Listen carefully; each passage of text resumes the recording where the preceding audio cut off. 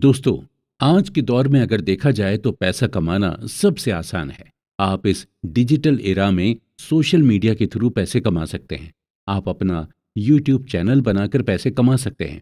Instagram या Facebook पर post upload करके पैसे कमा सकते हैं, या फिर अमेजोन या शॉपिंग ऐप पर प्रोडक्ट बेचकर पैसे कमा सकते हैं। यानी आज के इस टाइम में पैसे कमाने के ऑप्शंस बहुत सारे हैं। जितना आज के दौर में पैसा कमाना आसान है, उतना ही इसे बचाना मुश्किल है। वेल्दी होना कोई बहुत बड़ी बात नहीं है, लेकिन वेल्दी बने रहना बहुत ही डिफिकल्ट है। चलिए इस बात को हम एक केस स्टडी के थ्रू डीपली समझते हैं। जेस लिवरमोर, जिनका जन्म 1877 में हुआ था, इन्हें अपने दौर का ग्रेटेस्ट इन्वेस्टर माना जाता था, और ये उस टाइम प्रोफेशनल इन्वेस्टर बन गए थे जब इन्वेस्टिंग के बारे में कोई ज्यादा जानता तक नहीं था। सिर्फ 30 साल की उम्र में ही लिवरमोर ने $100 मिलियन की नेटवर्थ बना ली थी। 1929 के दौरान लिवरमोर स्टॉक मार्केट की दुनिया में जाना पहचाना नाम बन गए थे, और उसी दौरान स्टॉक मार्केट भी बुरी तरह से क्रैश हो गई थी, जिसकी वजह से इकोनॉमी डिप्रेशन में चली गई थी। अक्टूबर 1929 तक स्टॉक मार्केट की हालत और ख़राब हो गई। ज़्यादातर इन्वेस्टर्स और स्पेकुलेटर्स ज़बरदस्त फाइनेंशियल लॉस में आ गए थे, और जिसकी वजह से कई इन्वेस्टर्स और स्पेकुलेटर्स सुसाइड करने लगे थे। लिवरमोर की वाइफ डोरा दी इन्वेस्टर्स के सुसाइड करने के इंसिडेंट से काफ़ी परेशान थी, और एक दिन लिवरमोर घर काफ़ी देर में पहुंचे। घर देर में पहुंचने की वजह से लिवरमोर की वाइफ डोराथी काफ़ी परेशान हो गई थी, लेकिन लिवरमोर को देखकर उन्हें सुकून मिला, और उन्होंने लिवरमोर को अपने परेशान होने की वजह बताई। तो उन्होंने उन्हें बताया कि इस स्टॉक मार्केट के क्रैश में उन्हें बहुत फ़ायदा पहुंचा है, और लिवरमोर ने सिर्फ एक ही दिन में कई मिलियन डॉलर कमा लिए थे। लिवरमोर ने वाइफ डोराथी से ये भी कहा कि हम वेल्दी ही रहेंगे हमेशा, परेशान होने की कोई ज़रूरत नहीं है। तो जहां लिवरमोर की फैमिली खुश थी, वहीं एक और फैमिली जो उस दिन खुश नहीं थी, अब्राहम जर्मेंस्की की फैमिली। अब्राहम एक multi millionaires real estate developer थे, जिन्होंने 1920 की इकोनॉमी के बढ़ने के दौरान रियल एस्टेट के थ्रू जमकर पैसे कमाए थे, और उसी दौरान स्टॉक मार्केट भी काफ़ी बूम पर थी, और इसी का फ़ायदा उठाते हुए स्टॉक मार्केट से भी काफ़ी सारे पैसे कमाए थे। 1929 के मार्केट क्रैश के दौरान जब ज़्यादातर इन्वेस्टर्स और स्पेकुलेटर्स सुसाइड कर रहे थे, तो उसी दौरान जर्मेंस्की की वाइफ को भी टेंशन होने लगी, और जब एक रात उनके वो घर नहीं पहुंचे तो उनकी वाइफ ने पुलिस में मिसिंग की रिपोर्ट दर्ज करा दी, और अगले दिन इन्वेस्टिगेशन में पता चला कि जर्मेंस्की ने भी बाकी इन्वेस्टर्स की ही तरह सुसाइड कर ली है। इत्तेफाक देखिए कि 1929 के स्टॉक मार्केट क्रैश ने एक को दुनिया का सबसे अमीर इंसान बना दिया था, और दूसरे को इतना नुकसान पहुंचाया कि उसे सुसाइड करने पर मजबूर होना पड़ा। 1929 के स्टॉक मार्केट क्रैश की वजह से लिवरमोर दुनिया के सबसे अमीर आदमियों में से एक बन गए थे। वहीं इसी क्रैश ने रिचेस्ट रियल एस्टेट डेवलपर जर्मेंस्की की जान ले ली थी। 1929 के स्टॉक मार्केट क्रैश से कमाए पैसे ने लिवरमोर के अंदर कॉन्फिडेंस भर दिया था, जिसकी वजह से वो स्टॉक मार्केट में ज्यादा से ज्यादा बेट लगाने लगा था। ठीक 4 साल बाद यानी 1933 में लिवरमोर ने भी सुसाइड कर ली थी, क्योंकि लिवरमोर ने स्टॉक मार्केट में इतना पैसा लगा लिया था कि उसे बहुत ही ज्यादा नुकसान हो गया था। लिवरमोर और जर्मेंस्की दोनों की डेथ पीरियड अलग अलग था, लेकिन दोनों में एक चीज कॉमन थी। दोनों थे वेल्दी, लेकिन वेल्दी बनकर रह नहीं पाए। यानी दोनों ने ही पैसे कमाए, लेकिन पैसे को बचा नहीं पाए।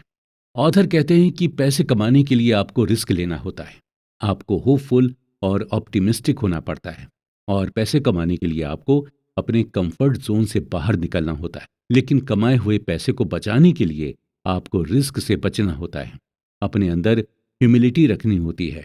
इसके अलावा आपके अंदर डर भी होना चाहिए। आपके अंदर ये डर होना चाहिए कि आपने इतनी मेहनत करके जो पैसे कमाए हैं वो कभी भी खत्म हो सकते हैं, आपको कभी भी नुकसान हो सकता है।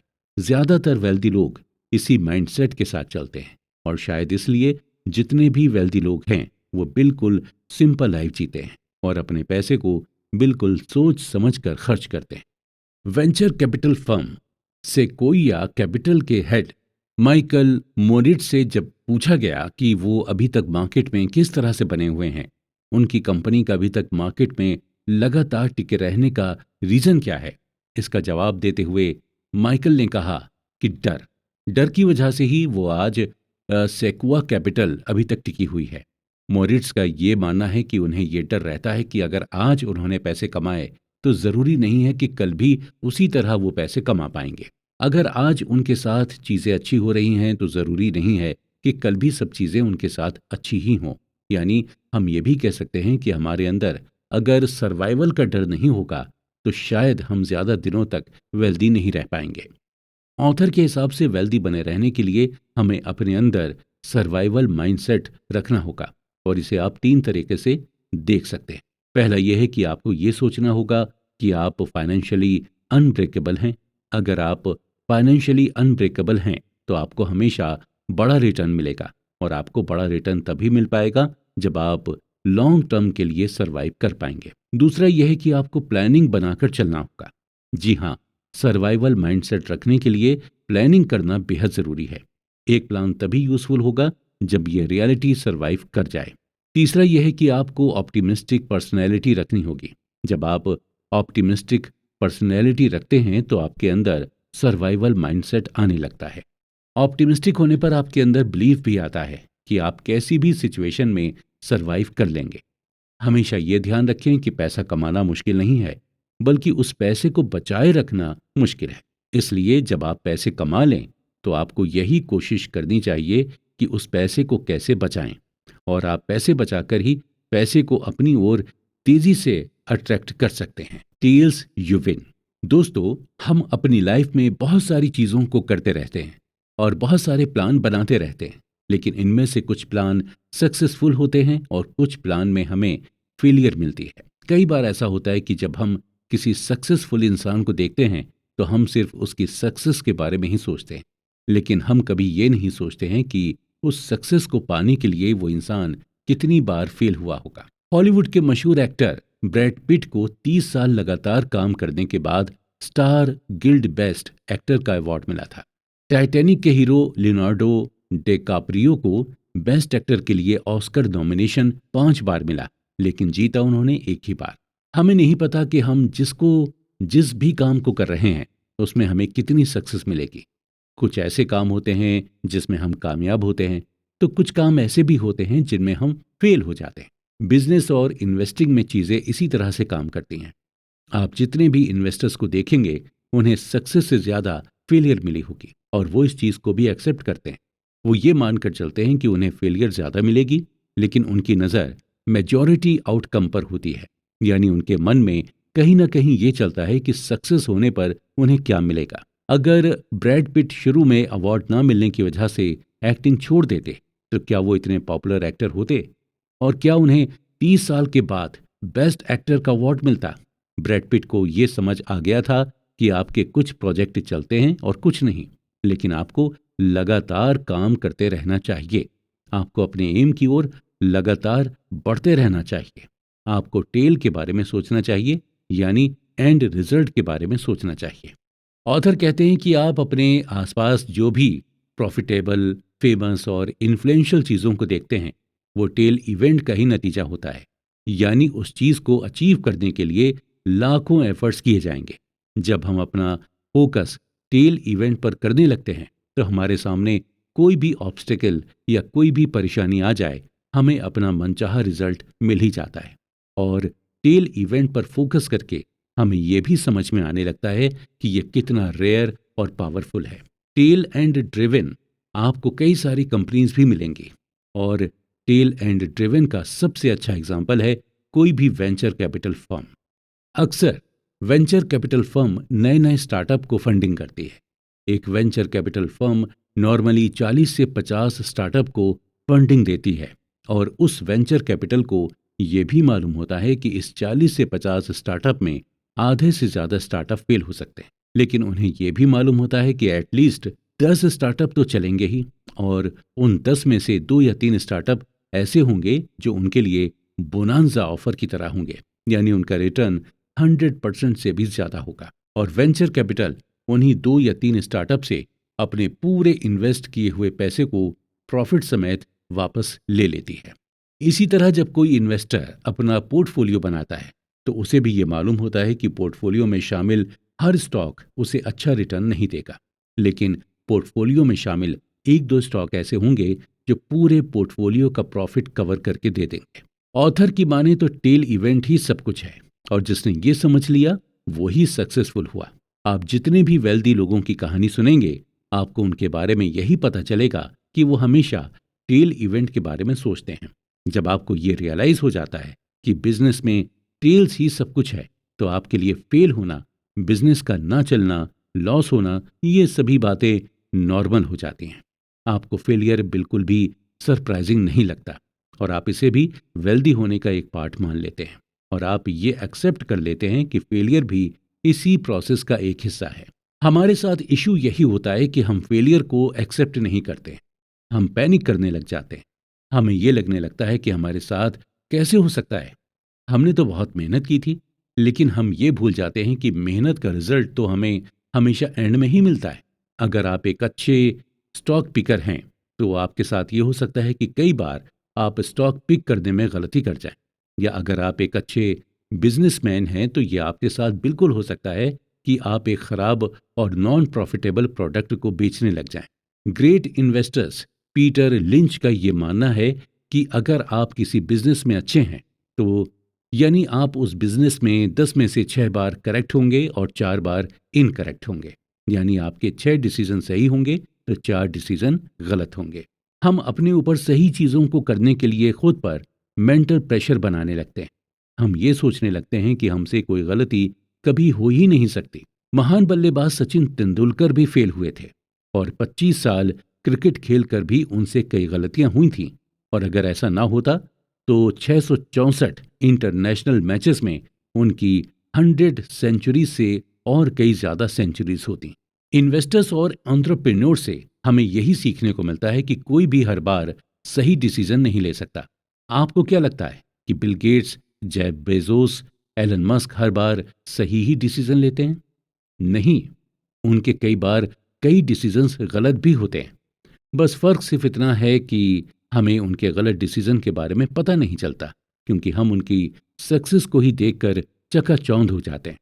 हम में और उनमें बस फर्क यही है कि वो फेलियर को प्रोसेस का एक हिस्सा मानते हैं, उसे खुद पर हावी नहीं होने देते, क्योंकि उन्हें यह मालूम होता है कि टेल इवेंट में फेलियर जरूर मिल सकती है, और उनका फोकस सिर्फ टेल इवेंट पर ही होता है, क्योंकि टेल इवेंट के एंड में सक्सेस उनका वेट कर रही होती है। फ्रीडम फ्रीडम का यही मतलब होता है कि आप कोई भी चीज अपने मन के हिसाब से कर सकें, वो भी बिना किसी की रोक टोक के। और जब आप वेल्दी होते हैं तो आपको फाइनेंशियल फ्रीडम मिलती है। आपको ये आज़ादी मिलती है कि आप अपने पैसों का कुछ भी कर सकते हैं। और जब आपको फाइनेंशियल फ्रीडम मिल जाती है तो आपको हैप्पीनेस भी मिलती है। देखा जाए तो लोग फाइनेंशियल फ्रीडम को इसलिए चुनते हैं ताकि वो अपनी लाइफ में खुश रह सकें। ऑथर कहते हैं कि हैप्पीनेस एक कॉम्प्लिकेटेड सब्जेक्ट, और हर इंसान के लिए हैप्पीनेस की डेफिनेशन अलग अलग होती है। एक छोटे बच्चे को भी देखकर हमें खुशी मिल जाती है, और अपने चहेते फिल्म स्टार को लाइव देखकर भी हमें खुशी मिल जाती है। लेकिन अगर हम हैप्पीनेस की कॉमन डेनोमिनेटर की बात करें तो हैप्पीनेस हमें तभी मिलती है जब हमारी लाइफ हमारे ही कंट्रोल में होती है। अपनी लाइफ में हम जब भी कर रहे होते हैं उसका कंट्रोल जब हमारे हाथ में होता है तो हमें बहुत खुशी महसूस होती है। आप कितना भी ज्यादा पैसे क्यों ना कमा लें, लेकिन अगर आपकी लाइफ आपके अपने कंट्रोल में नहीं है तो आप खुश नहीं हो सकते। वहीं अगर आप कुछ भी ना कमा रहे हों, लेकिन अगर आपकी लाइफ आपके कंट्रोल में है तो आप डेफिनेटली खुश हैं। ऑथर कहते हैं कि अक्सर लोग यही चाहते हैं कि उनकी लाइफ कंट्रोल में रहे, और जब कोई उनसे किसी काम को करने के लिए कहता है तो उन्हें यही लगता है कि उन्हें डिसएम्पावर्ड किया जा रहा है या डोमिनेट किया जा रहा है। उन्हें यह लगता है कि सामने वाला अपनी चॉइस उन पर थोप रहा है, जबकि इंसान के पास खुद ये चॉइस रहती है कि वो दूसरे की चॉइस को हाँ कहे या फिर ना कहे, या फिर सिंपली वही करे जैसा उनसे कहा जाए। जब हम चॉइसेस के इस खेल में फंस जाते हैं तो हमें ये रियलाइज होने लगता है कि फ्रीडम होना कितना जरूरी है, स्पेशली फाइनेंशियल फ्रीडम, क्योंकि ये आपको चॉइस देती है कि आप अपने टाइम और अपने पैसे से कुछ भी कर सकते हैं। सक्सेसफुल एंटरप्रेन्योर डेरेक साइवर्स से जब उनके एक फ्रेंड ने ये पूछा कि वो इतने रिच कैसे हुए, तो इसके जवाब में वो अपनी कहानी सुनाते हुए कहते हैं कि अपना स्टार्टअप शुरू करने से पहले वो जॉब करते थे और उस जॉब में उन्हें $1800 की सैलरी मिलती थी और वो हर महीने अपनी सैलरी में से कुछ न कुछ सेव करते थे। 2 साल के अंदर उन्होंने $12,000 सेव कर लिए थे।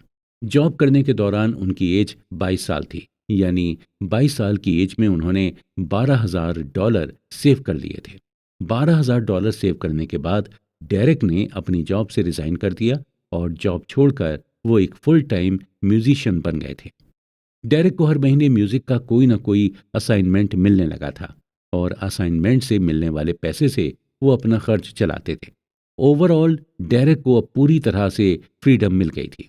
उनको किसी चीज की कोई रोक टोक नहीं थी और वो अब ऐसे काम से पैसा कमा रहे थे जिसे करके उन्हें बेहद खुशी मिलती थी। डेरेक के दोस्त ने आगे की कहानी पूछी कि फाइनली डेरेक तुम अमीर कब बने।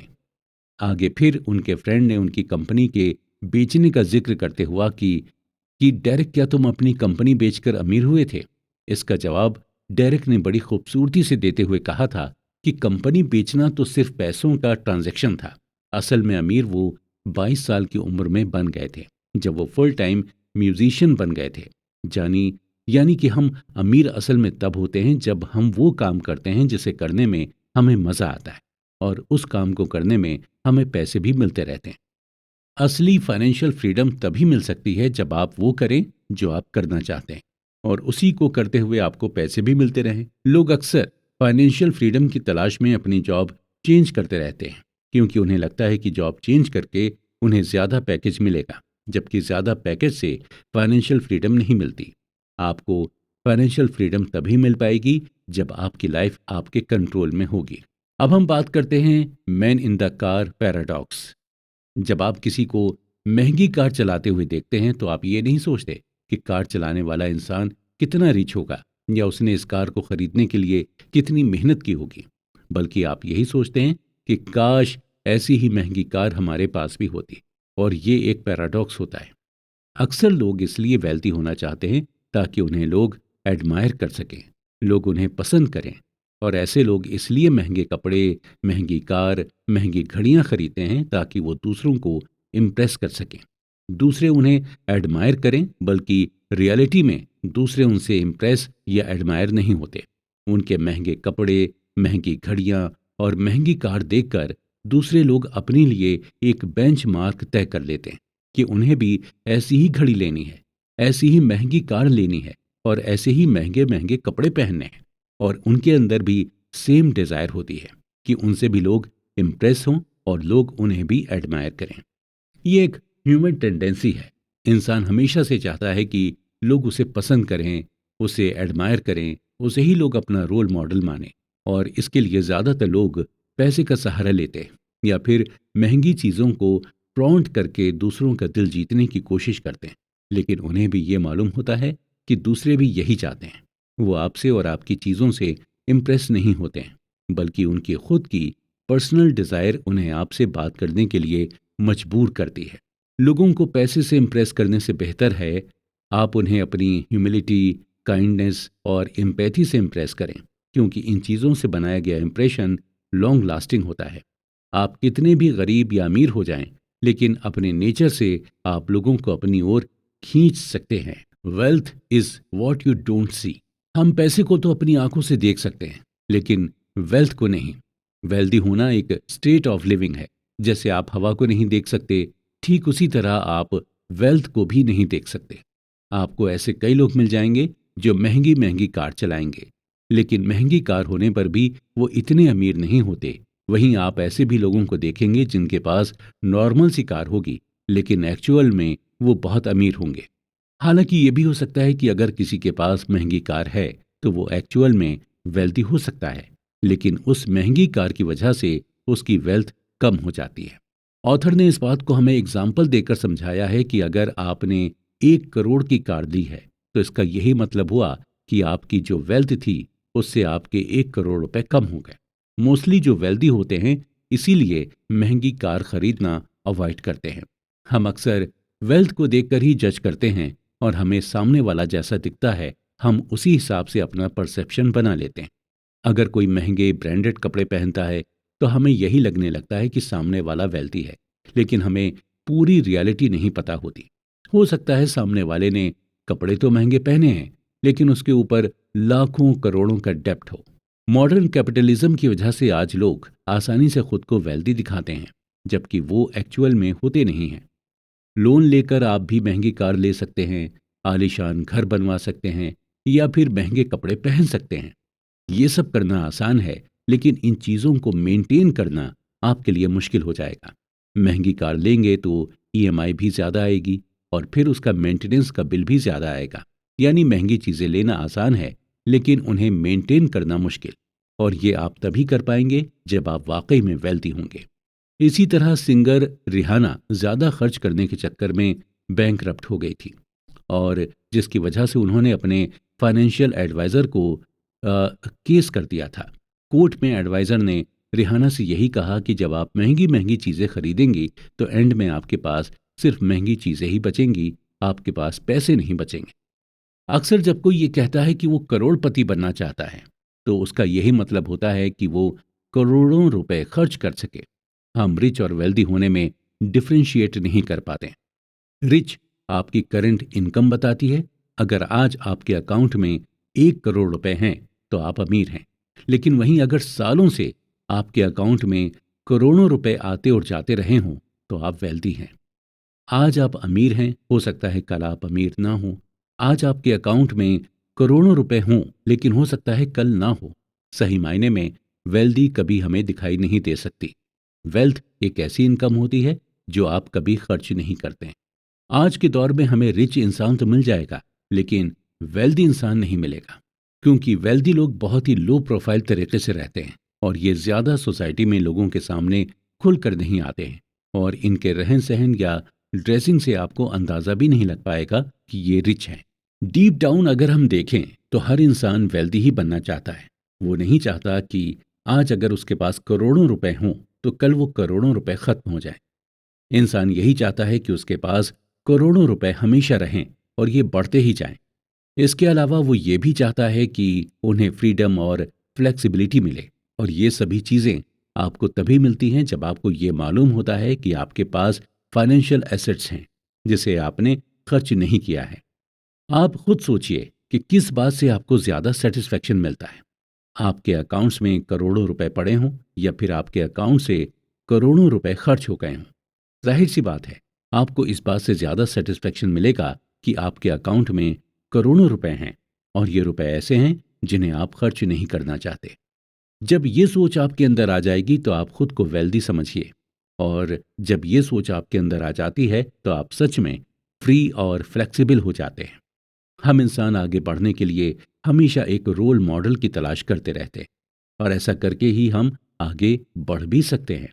अगर आप एक अच्छे ऑथर बनना चाहते हैं तो पहले आपको अच्छे ऑथर को पढ़ना होगा। आप अच्छे एक्टर बनना चाहते हैं तो आपको अच्छे एक्टर की मूवीज देखनी होंगी। उसी तरह आपको अगर वेल्दी बनना है तो आपको एक वेल्दी इंसान को रोल मॉडल बनाना होगा। लेकिन हम ये अंदाज़ा नहीं लगा पाते हैं कि कौन वेल्दी है कौन नहीं, और हम किसी को बिना देखे या बिना जाने रोल मॉडल नहीं बना पाते। ज़रूरी नहीं है कि जो देखने में रिच है वो वाकई में रिच हो सकता है वो उतना रिच नहीं हो जितना आप समझते हैं, और जो आपकी नज़र में गरीब दिख रहा है अक्सर हम टीवी पर ऐड वो वेल्दी हो कि एक प्रोडक्ट खरीदने पर आपको दूसरा प्रोडक्ट ना करें, बिल्कुल फ्री में स्पेशली किसी को उसकी हैसियत से तो ऐड देखते हैं जज नहीं, फ्री के चक्कर में उस प्रोडक्ट को खरीद लेते हैं। लेकिन असल में मार्केट में कुछ भी फ्री नहीं मिलता। आप जिस प्रोडक्ट को फ्री समझते हैं उसका दाम आप कहीं ना कहीं पहले ही दे चुके होते हैं। ऑथर कहते हैं कि हमें कई चीज़ों की ऑब्वियस प्राइस तब तक नहीं पता होती जब तक हम उस चीज़ को खरीद नहीं लेते या उस चीज़ का एक्सपीरियंस नहीं ले लेते। एग्जाम्पल के तौर पर आपको एक मूवी पैसा वसूल तभी लगती है जब तक आप उसे देख नहीं लेते और जब तक आप उसका एक्सपीरियंस नहीं कर लेते। मूवी अगर अच्छी है तो पैसा वसूल, और अगर बुरी है तो पैसे वेस्ट। और दोनों ही एक्सपीरियंस को पाने के लिए सबसे पहले आपको मूवी का टिकट लेना पड़ता है। हमें अक्सर दूसरों की जॉब इजी लगती है, और हमें यही लगता है कि इसकी जॉब तो बड़ी आसान है, काश इसकी जॉब मैं कर पाता। लेकिन एक्चुअल में उस जॉब को करने में क्या क्या स्ट्रगल्स हैं, ये वही देख पाता है जो उसे कर रहा होता है। हमें दूसरों की जॉब इसलिए अच्छी लगती है क्योंकि उसके स्ट्रगल्स हमारे लिए इनविजिबल होते हैं। हमारे लिए कई ऐसी चीज़ें हैं जो प्रैक्टिस के दौरान हमें टफ लगती हैं, लेकिन थ्योरी में आसान होती हैं। ऐसा इसलिए होता है क्योंकि हम ओवर कॉन्फिडेंट होते हैं। ऐसा इसलिए भी होता है क्योंकि हम सक्सेस की क्या कीमत होगी, इसे आइडेंटिफाई नहीं कर पाते। और जब सक्सेस पाने की हमें कीमत ही नहीं पता होती, तो हम सक्सेस के लिए पे भी नहीं कर पाते, और इसलिए हम सक्सेस भी नहीं हो पाते। सक्सेस पाने के लिए हमें एक कीमत देनी होती है। ठीक इसी तरह एक सक्सेसफुल इन्वेस्टिंग के लिए भी हमें प्राइस पे करना पड़ता है। लेकिन ये प्राइस हमें डॉलर, रुपीस या फिर पाउंड में नहीं पे करना पड़ता, बल्कि ये प्राइस हमें fear, volatility, doubt, uncertainty, regret के फॉर्म में पे करना होता है। और इन प्राइसेस को हम ओवरलुक भी नहीं कर सकते, क्योंकि हम इन प्राइसेस को रियल टाइम में फील करते हैं। यानी जब हमें डर लगता है तो हम अपने डर को फील कर सकते हैं। जब हमें रिग्रेट होता है, हम वो भी फील कर सकते हैं। ऑथर कहते हैं कि अगर आपको अपने लिए कार लेनी हो और आपके सामने 3 ऑप्शंस रखे जाएं, तो आप उन तीनों में से कौन सा ऑप्शन चुनेंगे? पहला ऑप्शन यह है कि कार आपको 5 लाख में मिल रही है। दूसरा ऑप्शन यह है कि कार आपको सेकंड हैंड मिल रही है 3 लाख में। और तीसरा ऑप्शन यह है कि आप कार चुरा लें। देखा जाए तो तीनों ही तरीकों से कार आपके पास आ सकती है, लेकिन आप तीसरा ऑप्शन तो बिल्कुल भी कंसीडर नहीं करेंगे। दोनों ही ऑप्शंस आपके लिए इजी रहेंगे और आप इन दोनों में से एक ऑप्शन को चूज करके कार ले लेंगे। लेकिन कुछ लोग ऐसे भी हैं जो तीसरा ऑप्शन चूज करेंगे। ऐसे लोग प्लान और स्ट्रेटजी बनाते हैं और उन्हें इसका प्राइस भी पता होता है कि कार चुराने पर उन्हें क्या प्राइस पे करना हो सकता है। और उन्हें यह भी पता होता है कि अगर वो नहीं पकड़े गए तो बिना किसी इन्वेस्टमेंट के उनके पास एक कार आ जाएगी। लेकिन वो कहते हैं कि धन की देवी उसी पर मेहरबान होती है जो उसे ईमानदारी से कमाते हैं। इसलिए कार चुराने वाले देर सवेर पकड़े ही जाते हैं। ठीक यही चीज इन्वेस्टिंग के साथ भी होती। मॉर्निंग स्टार कंपनी ने कुछ ऐसे टैक्टिकल म्यूचुअल फंड्स को आइडेंटिफाई किया था कि वो मौका पड़ने पर कभी स्टॉक से प्रॉफिट अर्न करने की कोशिश करते, तो कभी बॉन्ड के थ्रू प्रॉफिट अर्न करने की कोशिश करते। यानी ये म्यूचुअल फंड्स रिटर्न के लिए प्राइसेस नहीं पे करना चाहते थे। मॉर्निंग स्टार की रिपोर्ट की माने तो 2007 के रिसेशन के बाद टोटल 112 टैक्टिकल म्यूचुअल फंड थे, जिनमें से सिर्फ 9 ने ही बेटर रिस्क एडजस्टेड रिटर्न दिया था। बाकी म्यूचुअल फंड 60-40 स्टॉक फंड के बीच में ही फंसे रहे। अक्सर हमारे मन में ये सवाल आता है कि जो लोग बड़ी बड़ी कारें, बड़े बड़े घर खरीदने के लिए कोई भी प्राइस पे करने को तैयार रहते हैं, वो लोग जब इन्वेस्टिंग करते हैं तो इतना घबराते क्यों नहीं हैं, या इतना ज़्यादा प्राइसेस पे करने को तैयार क्यों नहीं रहते हैं? इसका यही जवाब है कि इन्वेस्टिंग में आपको रिजल्ट्स फौरन नहीं मिलता है। आपको वेट करना होता है। आप इन्वेस्टिंग के प्राइस टैग को फौरन नहीं देख पाते, जबकि कार और घर लेना इन्वेस्टिंग के कंपैरिजन में लेस टाइम टेकिंग प्रोसीजर है। जब आपके पास यूटिलिटी बिल आता है तो आप खुश नहीं होते हैं। आपको बिल सज़ा की तरह लगने लगता है। आप हैवी मन से बिल भरते हैं, आपको ये फाइन की तरह लगता है। जनरली हम फीस देने से नहीं घबराते हैं, बल्कि हमें फाइन देने में परेशानी होती है। ठीक इसी तरह अगर हम मार्केट वॉलेटिलिटी को फाइन की तरह न लेकर फीस की तरह लेंगे, तो हमारे अंदर एक ऐसा माइंडसेट डेवलप हो जाएगा जहां पर हम इन्वेस्टमेंट में गेन करने लगेंगे। हमेशा ये ध्यान रखें कि मार्केट रिटर्न्स कभी भी फ्री नहीं होते हैं। जिस तरह बाकी प्रोडक्ट्स के लिए आप पे करते हैं, ठीक उसी तरह आपको इसके लिए भी पे करना होगा। हालांकि आपको इसके लिए फोर्स नहीं किया जा सकता है, लेकिन आपको मिलेगा वही जितना आप इसके लिए पे करेंगे। आप फ्री में यूज़ करना चाहेंगे तो आपको बिल्कुल भी कुछ नहीं मिलेगा। आपकी हालत उस चोर की तरह होगी जिसने कार को पाने के लिए उसे चुरा लिया था। इन्वेस्ट करने की फीस को फाइन की तरह मत लीजिए। अगर आप उसे फाइन की तरह लेंगे तो आप इन्वेस्टिंग को एंजॉय नहीं कर पाएंगे। हमेशा ये ध्यान रखिए कि धन की देवी उसी से खुश होती हैं जो उस धन को कमाने के लिए प्राइस पे कर सके। अगर आप भी वेल्दी बनना चाहते हैं तो आपको उसके लिए प्राइस तो पे करना होगा, और उस प्राइस को आप वेल्दी बनने की फीस समझकर दीजिएगा। Reasonable, rational, surprise. हम इंसान एक ऐसे क्रिएचर हैं जो इमोशनल होकर भी सोचते हैं और जो प्रैक्टिकल या रैशनल होकर भी सोचता है। फाइनेंशियल डिसीजन लेते वक्त हमें बहुत ज़्यादा रैशनल होकर नहीं सोचना होता है, बल्कि हमें रीजनेबल होकर सोचना पड़ता है। हमें अपना फाइनेंशियल डिसीजन लेने का रीज़न ढूंढना पड़ता था। किसी चीज़ के लिए रीजनेबल होना ज़्यादा रियलिस्टिक होता है, और बात जब पैसे की होती है तो हमें रियलिस्टिक होना पड़ता है। रीजनेबल और रैशनल को डीपली समझने के लिए हम एक ऐसे जूलियस वैगनर का एग्जाम्पल लेते हैं। जूलियस वैगनर 19th सेंचुरी के साइकेट्रिस्ट थे, जिन्होंने मलेरिया से सिफिलिस जैसी बीमारी का इलाज किया था। और इनके अंदर दो स्किल्स थी। पहली ये कि ये चीज़ों के पैटर्न को बहुत अच्छी तरह से समझ जाते थे, और दूसरी ये कि जो लोगों की नज़र में पागलपन होता था, वो पागलपन उन्हें बहादुरी लगती थी। और इन दोनों ही स्किल्स को जूलियस वैगनर ने न्यूरोसिफिलिस पेशेंट पर आजमाया था। जूलियस ने ये पैटर्न नोटिस किया कि जब सिफिलिस पेशेंट को फीवर होता है तो वो जल्दी रिकवर करने लग जाता है। जूलियस वैगनर ने यह अज्यूम किया कि फीवर इन्फेक्शन से फाइट करने में बॉडी की हेल्प होती है, और ये चीज़ डॉक्टर समझ नहीं पा रहे थे। जूलियस एक लॉजिकल कंक्लूजन पर पहुंचे, और वो टाइफाइड, मलेरिया और स्मॉल पॉक्स के लो एंड स्ट्रेन वायरस को सिफिलिस के पेशेंट में इंजेक्ट करने लगे। ये एक एक्सपेरिमेंट था, काफ़ी डेंजरस, और इस एक्सपेरिमेंट से कई पेशेंट्स की जान भी चली गई। फाइनली जूलियस वैगनर ने मलेरिया का वीक वर्जन सिफिलिस के पेशेंट को इंजेक्ट करना शुरू कर दिया, जिसकी वजह से लोगों को फीवर आने लगा और लोग सही भी होने लगे। जूलियस वैगनर ने फाइनली ये कंक्लूजन निकाला कि हर 10 में से 6 सिफिलिस पेशेंट्स को मलेरिया के बुखार से ठीक किया जा सकता है, और इस ट्रीटमेंट को मलेरिया थेरेपी नाम दिया गया। जूलियस वैगनर को इस रिसर्च के लिए 1927 में मेडिसिन की फील्ड में नोबेल प्राइज मिला।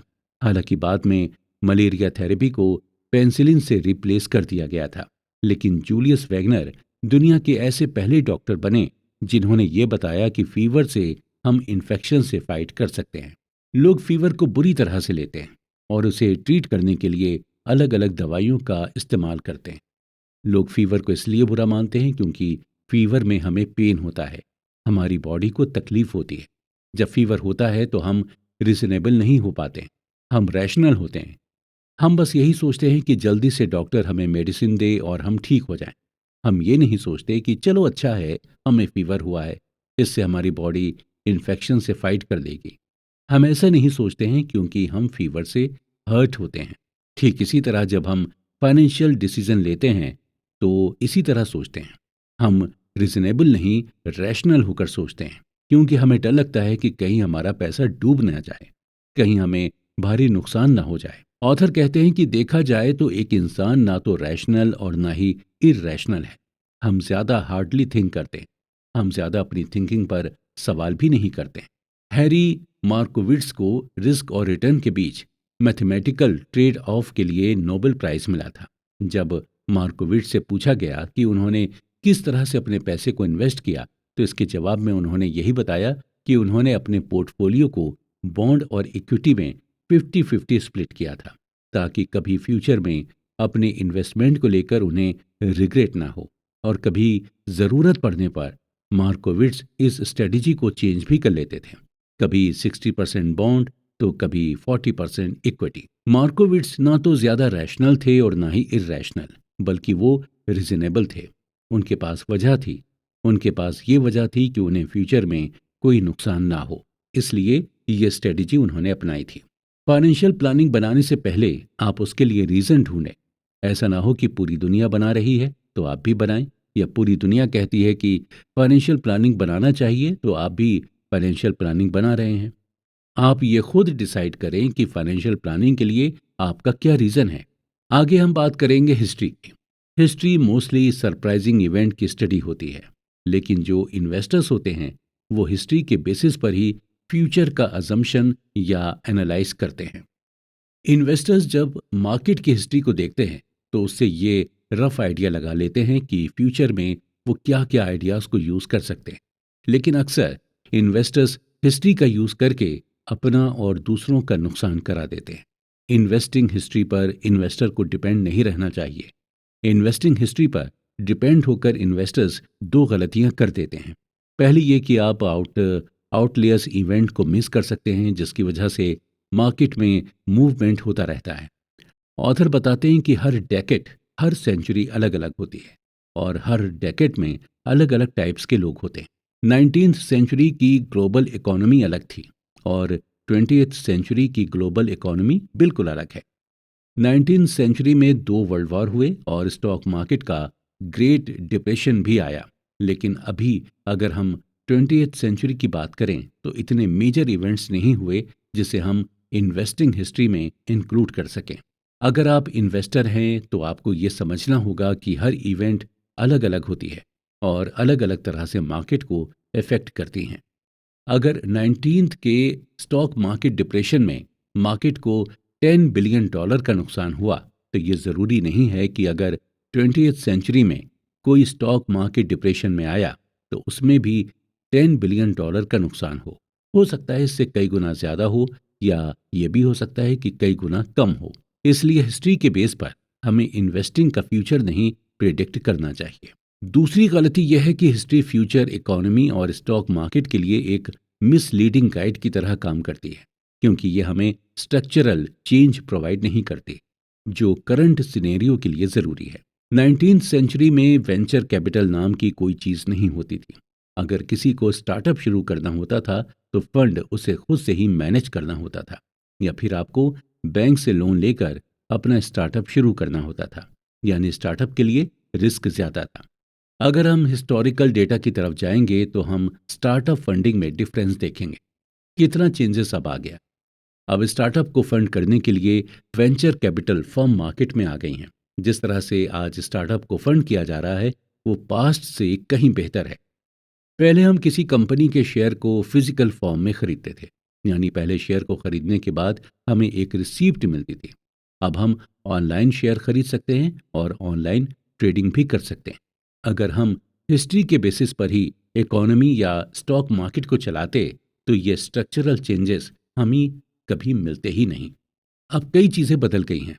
अब कंपटीशन भी बढ़ रहा है और कंपटीशन बढ़ने के साथ साथ अपॉर्चुनिटी भी बढ़ रही हैं। टेक्नोलॉजी की वजह से अब इंफॉर्मेशन भी एक्सेसिबल हो गई हैं।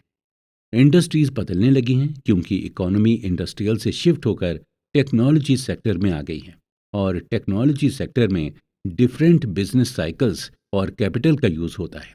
इन्वेस्टिंग में एक कॉमन फ्रेज हमेशा यूज़ किया जाता है और वो है it's different this time. Historians कोई प्रॉफिट नहीं होते हैं कि उन्होंने जो किया है वही आप भी करें। आप अपनी मार्केट के स्पेसिफिक ट्रेंड को देखें, स्पेसिफिक ट्रेड्स को देखें, स्पेसिफिक सेक्टर्स को देखें और तब जाके इन्वेस्टमेंट करने के बारे में सोचें।